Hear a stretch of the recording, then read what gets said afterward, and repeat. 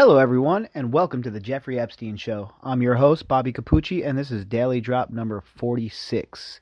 So earlier today, I told you guys I was gonna read you an article that I thought was pretty ridiculous, and I decided against it. I don't even want to give them the clicks or the traffic because it's that ridiculous. When the headline is automatically panning people who are asking questions as people who are far right, as if people are on the far right are the only people concerned about what's going on. It's so easy to label people. It's so easy to put people in a box. But what it's not easy to do is to listen to people and try and understand that people aren't always going to have all the same opinions as you. We've seemed to forget about that lately. Not everybody's going to have the same opinion as you, and that's okay. There's room for healthy, robust debate. That's what this country is founded upon. What there isn't room for is to smear whole groups of people right away in the headlines of your articles. Anyway, tonight I have two articles that we're going to go through. The first one is from the Mercury News, and the headline is, "If Prince Andrew met with Ghislaine Maxwell this spring, does he know where she is?" And that's a pretty good question, right? It's a question on everybody's mind. Where is Ghislaine Maxwell? Where is Lady G? So there was reports that she was at In-N-Out Burger, then she was in Massachusetts, and then she was in Brazil. But really, where is she? And if Prince Andrew was hanging out with her a few months ago, well, shouldn't he have an idea of where she is? Or is she in the wind right after Epstein died because she knew that her number was about to get punched next? See, they were involved with some very dangerous people, folks.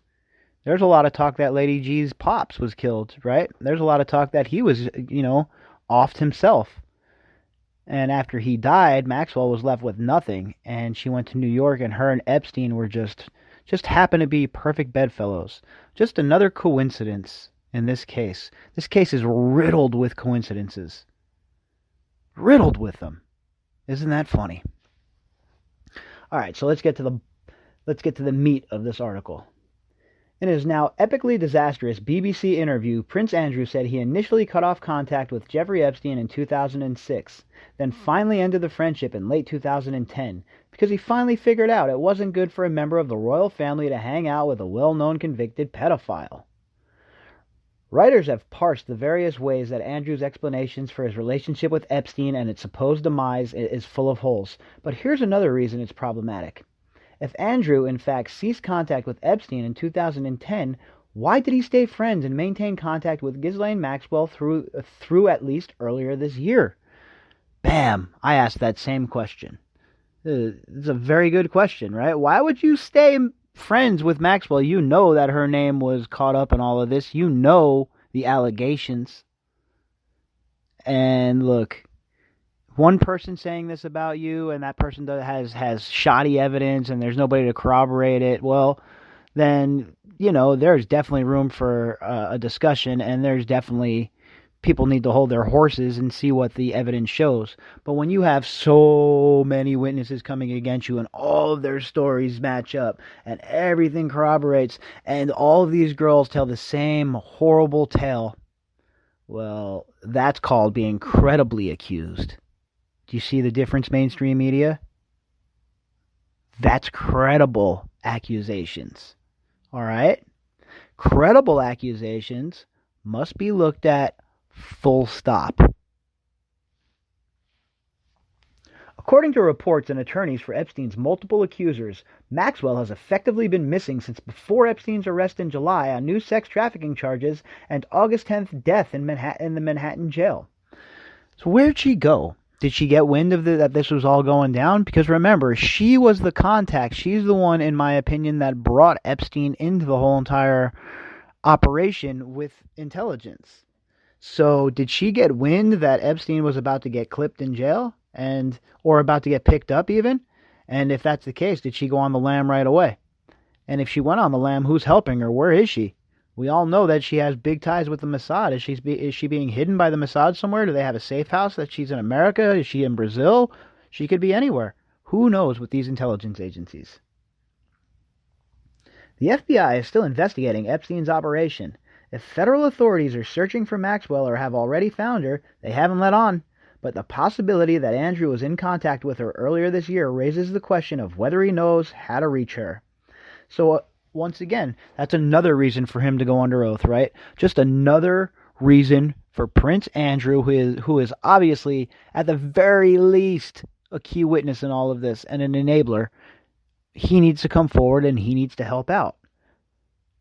If not, one has to ask themselves, what exactly is it that our friend Prince Handy Andy is hiding?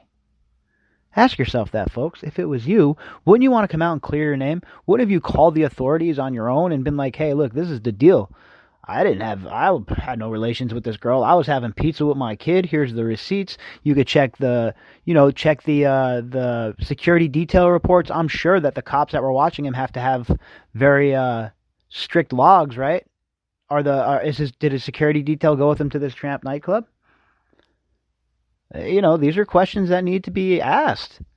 And I don't think it's out of bounds for people to be asking questions like this. And I certainly don't think that you folks should be labeled as some kind of far-right conspiracy theorist because you have questions that you want answers to. You're all citizens. You are all entitled to answers in situations such as this, especially when it has to do with children. What if it's your kids? What if it's your friends' kids? What if it's someone you know's kids? Then would you take it serious? Then would it be... would it still be a far-right conspiracy theory? In the interview, Andrew said he last spoke to Maxwell, Epstein's regular sidekick, fixer, and madam in the spring, and pedophile. Andrew said British-born socialite Maxwell, 57, was the key element in his friendship with Epstein. He told BBC's host Emily Maitlis that Maxwell, his longtime friend, was here, presumably in London, doing some rally when he last talked to her. Doing some rally with her company that she closed down right away. The one she's running scared, and she is, she's so worried about the world and such a great activist that the second there's a whiff of trouble, she shuts everything down and goes to ground. Does that seem like an innocent person to you? Someone who is charged and I mean, how could you even live with yourself if you're her, right? People are alleging that you've convicted some serious, disgusting acts, and you haven't come and reached out to the police and said, hey, look, I didn't do that. They're wrong. I'm here to clear my name. When Maitlis asked if he thought Maxwell needed to answer for allegations that she participated in an Epstein sex trafficking operation, the Duke of York said, that's her problem, I'm afraid. I'm not in a position to be able to comment one way or the other. Well, that's what we talked about, right? We talked about that same exact statement the other day, yesterday or the day before or whatever. And he's not in position to make a comment one way or the other there, but he spoke for her earlier in the Maitlis interview. When Maitlis asked Andrew if he and Maxwell talked about Epstein during their last meeting, he replied, no, actually, funnily enough, no, not at all. There wasn't anything to discuss about him because he wasn't in the news, it was just we had moved on. Right there, that's what I was talking about. Remember, I don't read these articles before I read them with you, so sometimes I'll say something and then it'll be in the next paragraph or two paragraphs away and I'll be like, oh, all right, there it is. So this is what I was talking about. No, actually, funnily enough, no, not at all. There wasn't anything to discuss about him because he wasn't in the news, It was just, we had moved on. We had moved on, and you're speaking for her right there. How do you know if she moved on or not? Did she infer that to you? How did she infer that to you if Epstein never came up? Andrew's admission that he stayed friends with Maxwell and he had recent contact with her has to open up additional legal, ethical, and PR headaches for him because, 1. Andrew had to have known when he saw Maxwell last that she had not moved on from being accused of being the financier's chief accomplice, even though she has never been criminally charged and has denied the allegations. 2. Maxwell was first accused in 2009 of forcing a then-teenage Virginia Roberts to have sex with Andrew 3 times in 2001. Roberts made her accusations in court filings in federal court in Florida. Roberts alleged that Maxwell found and groomed underage girls like her for Epstein and his rich friends to have sex with. Friends. All right, plural, friends. Roberts repeated her allegations in a 2011 Daily Mail interview and in a 2015 defamation lawsuit against Maxwell. Last year, the Miami Herald also reported on Roberts' allegations in its bombshell investigation into Epstein's alleged sex trafficking operation and the controversial plea deal he received from federal prosecutors in 2008, and also from state prosecutors. Remember, we just read that article as well. So let's not let them off the hook, and there's plenty of blame to go around here, right? But let us remember that Acosta was told that Epstein was above his pay grade and hands off, he belonged to intelligence. I think that's the biggest piece of evidence. Now, when you use that as your main piece of evidence and you branch off from there with all this other stuff, there is no other logical conclusion that you can come to, at least no logical conclusion that I can come to, besides this being your typical intelligence operation blackmail scheme. 3. The Daily Beast reported in July that Maxwell allegedly helped find women for Andrew to hook up with when he was in London. Maxwell at one point even brought a woman to meet Andrew at his private apartment in Buckingham Palace, the Daily Beast added. Wow. Wow. So Maxwell, not only pimping for Epstein, she's out finding girls for Andrew as well? Now, look, if the girl is over 18 and this is the life she has chosen, or it's consenting adults, that's not what I'm railing about on this podcast, right? What consenting adults do in their private life is not my business. I really have no desire to dissect anyone's proclivities once the bedroom door closes. It's really not my business. My problem is when it's not consensual. My problem is when children are involved. That's when I have a problem. That's when it becomes my business, unfortunately for you. Andrew, 59, reportedly sat down with the BBC on the advice of close aides who thought the Queen's second son had the powers of persuasion to convince the public that he didn't have sex with Roberts, that he didn't engage in an orgy with her and Epstein on the sex offender's private island, and that he was never around when Epstein allegedly abused girls. I saw nothing, see no evil, hear no evil, speak no evil. They are the epitome of that. Andrew was eager to make people understand that he's an honorable person who flew to New York in December 2010 to end his friendship with Epstein in person. He also hoped people would agree that it was convenient to stay at Epstein's mansion instead of a hotel while he was in New York. No, nobody agrees with that. Nobody agrees with that at all. They don't agree with it in the far reaches of Peshawar. They don't agree with it in the Sahara Desert. They don't agree with it in the great Arctic North. The penguins don't agree with it in Antarctica. Nobody agrees with it, sir. It's not convenient to stay with a pedophile, okay? You could have had your pick of hotels. I am sure every hotel in that city would have been crawling all over each other to get you in there. Oh, we have a prince staying here. Yeah, prince, brah. Bunch of fools. Unfortunately for Andrew, viewers of his BBC interview didn't see things his way. To the vast majority, the Duke lived up to his reputation for being an arrogant, entitled dolt by offering muddled, aggravating, and possibly dishonest answers to questions about the times he spent with Epstein. That pretty much sums it up, right? An entitled dolt, definitely an arrogant, entitled dolt, definitely offered muddled, aggravating, and possibly dishonest answers. But Andrew probably was being forthright about one thing. Maxwell brought him together with Epstein and nurtured their friendship.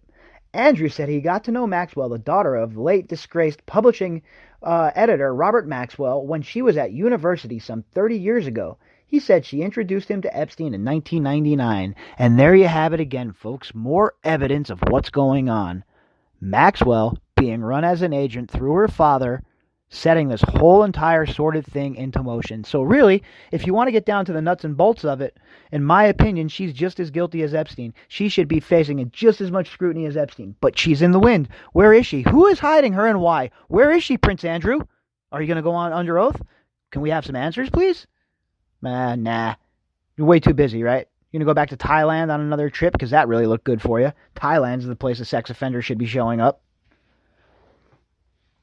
According to a biography that Epstein's lawyers prepared before his 2008 sentencing on charges of soliciting a minor for sex, Epstein and Maxwell dated from 1991 to 2000, then stayed friends after the romance ended. Yeah, I bet they did.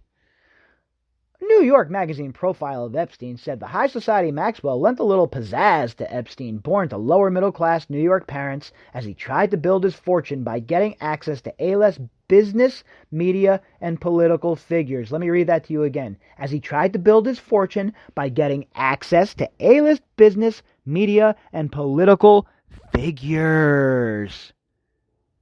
What are those people all in control of? They all have their finger on the pulse, right? They're all in control of everything. So if you have blackmail over those sort of people, then you have control of everything, basically. Or your handlers do at least enough to exert control over these specific people when they need the needle moved in a direction that they want it moved. Getting Epstein access to Andrew appeared to be an important part of this strategy. Through Andrew and Maxwell, Epstein also got to socialize with other members of the British royal family, as BBC host Maitlis pointed out. Maitlis questioned Andrew about hosting Epstein at Windsor Castle and at Sandringham, the Queen's country estate, in 2000. He was brought right into the heart of the royal family at your invitation, Maitlis said. Andrew said his guest really was Maxwell, while Epstein was her plus one. Remember, that it was his girlfriend that was the key element in this, Andrew said about Maxwell. As if that makes it any better. She's almost at... Look, in my opinion, in this host's humble opinion, she is just as guilty as Epstein. Not only did she procure these girls, not only did she introduce him to the higher rungs of society, she took part in the molestation of these girls, in the abuse of these girls. Wake up! But Andrew's choice to invite Epstein and Maxwell to Windsor Castle in July 2006 for his daughter Princess Beatrice's gala 18th birthday party came under particular scrutiny by Maitlis. Why would you do that? Maitlis asked. She noted how the timing was particularly problematic because an arrest warrant for Epstein had been issued in Florida May 2006, 2 months earlier. Maitlis wanted to know how Andrew could invite a man accused of sexually assaulting a minor to his daughter's birthday party.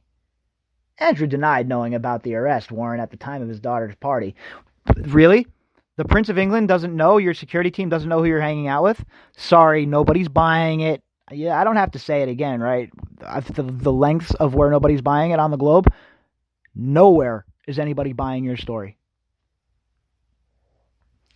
Andrew denied knowing about the arrest warrant at the time of his daughter's party. Because I was asking Ghislaine, Andrew said. But even so, at the time, certainly I wasn't aware when the invitation was issued what was going on in the United States, and I wasn't aware until the media picked up on it because he never said anything about it. Yeah, I'm sure that your fixers had no idea. Your personal Ray Donovan had no idea, right? So he came to the party knowing police were investigating him, Maitlis said. Well, I'm not quite sure. Was it police, Andrew said? I don't know, you see. This is the problem. I really don't know. Oh, yeah, so play the innocent, play the rube. We all know you're a dullard, we all know you're adult, but buddy, you knew exactly what was going on, all right? Stop lying. Andrew insisted that he cut off contact with Epstein later in 2006, after he became aware of the investigation and arrest warrant.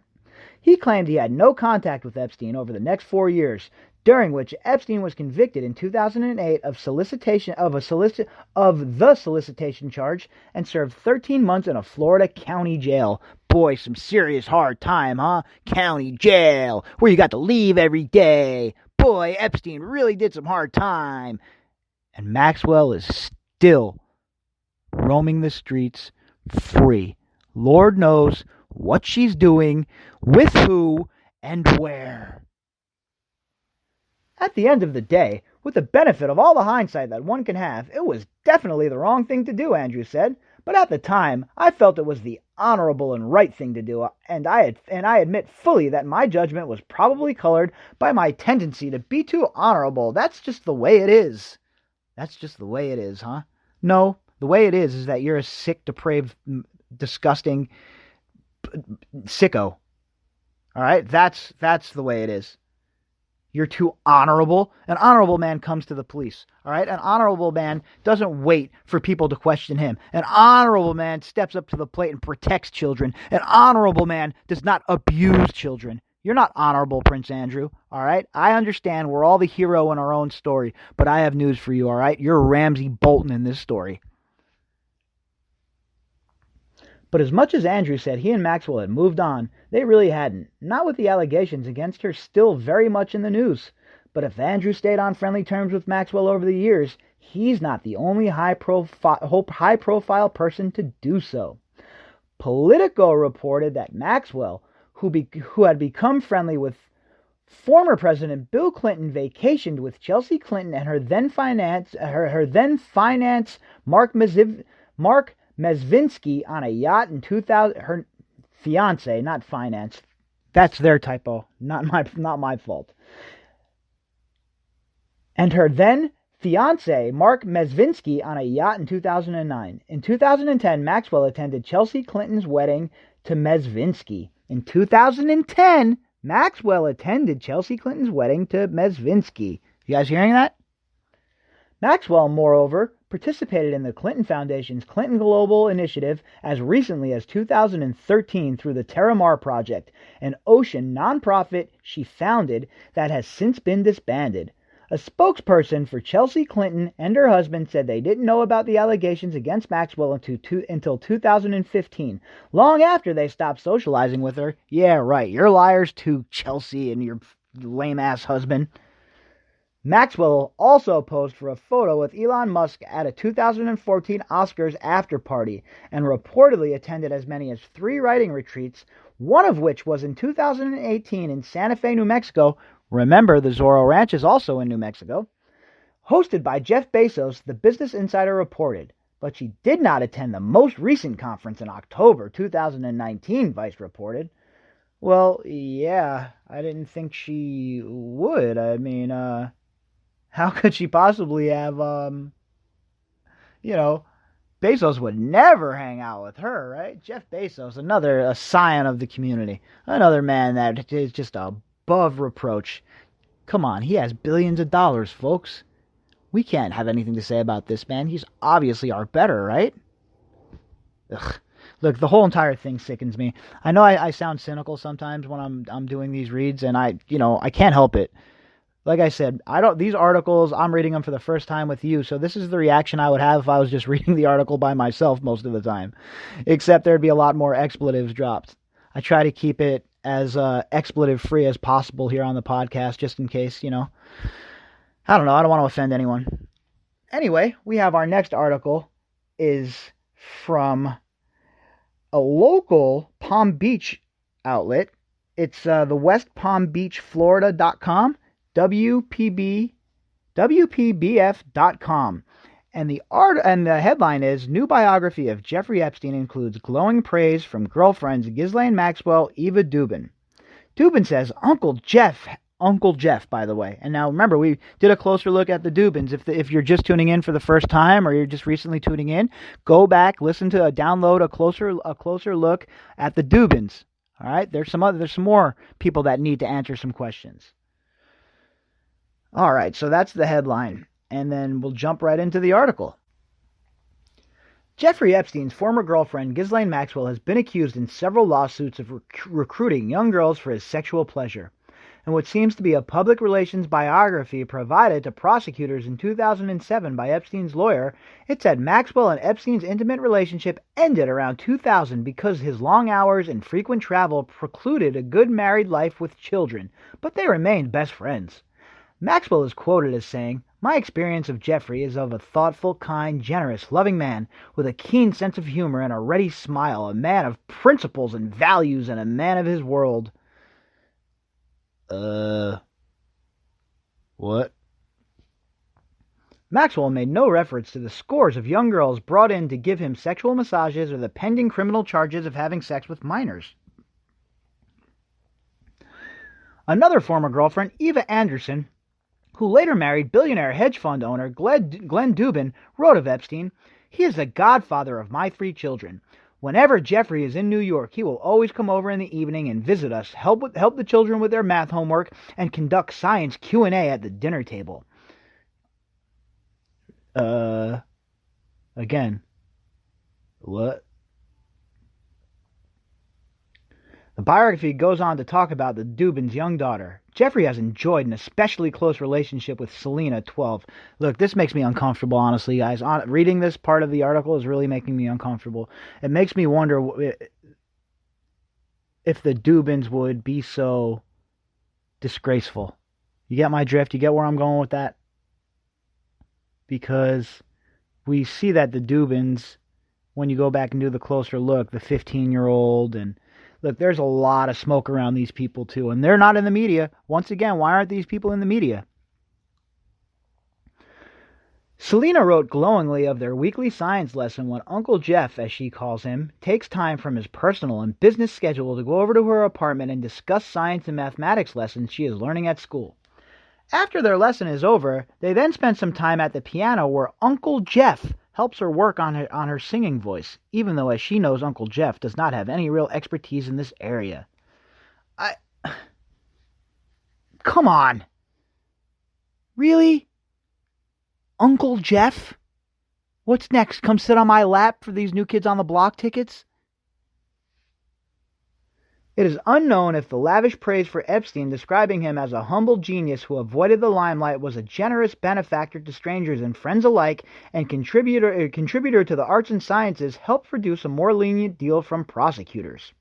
However, it was part of a powerhouse attempt by his lawyers to benefit Epstein in any way, and the final deal, 13 months spent mostly on work release at his private office and mansion, is now under investigation by the Florida Department of Law Enforcement. Well, I mean, that's that whole article. It's not very, there's not a lot there, but just the little look behind the curtain into the Dubins. Uncle Jeff, I mean, and this is after, folks, remember, this is when he was convicted. This was all being put together for his defense. So the Dubins knew what he was accused of, and they still go to the mattresses for this man. What does he have on them? Furthermore, what sort of sick nonsense are they involved in? Your little 12-year-old daughter calling a guy who's accused of procuring underage girls for prostitution Uncle Jeff? I mean, on what planet is that okay?